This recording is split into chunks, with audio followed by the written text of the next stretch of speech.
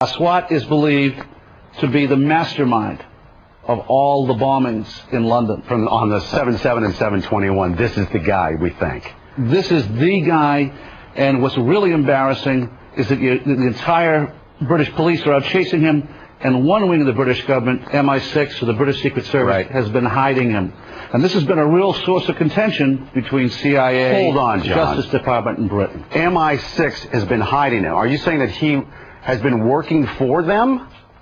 Oh, I'm not saying it. This is what the Muslim sheikh said in an interview in a British newspaper back in 2001. So he's a double agent, or what? He's a double agent. He's working for the Brits to try to give them information about Al-Qaeda, but in reality, he's still an Al-Qaeda operative.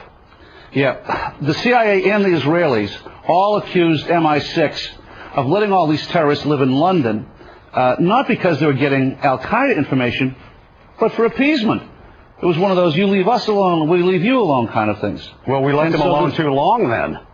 Absolutely. Now, we knew about this guy Aswat. Back in 1999, he came to America.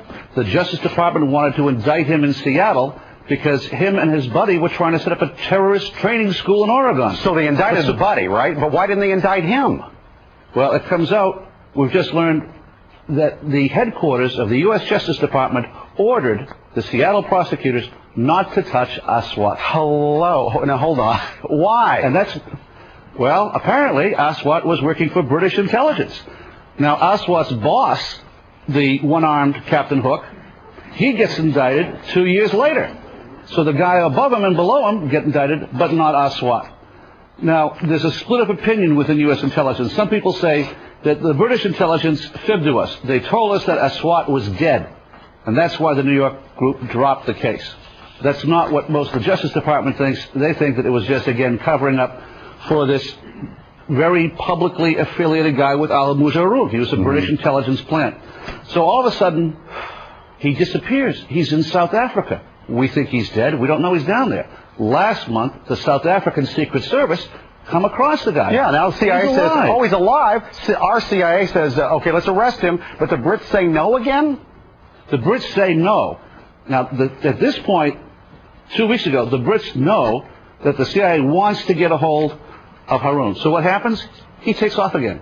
Goes right to London. He isn't arrested when he lands. He isn't arrested when he leaves. Even though he's on a watch list. He's on the watch list. The only reason he could get away with that was if he was working for British intelligence. He was a wanted man. And then takes off the day before the bombings, as I understand it? Yeah, and goes to Pakistan. The Pakistanis arrest him. They jail him. They jail him. He's released within 24 hours, back to southern Africa, goes through Zimbabwe, and is arrested in Zambia. Now the U.S., we're trying to get our hands on this guy. John, hang around. I have so many questions now. Oh, this is a bad one.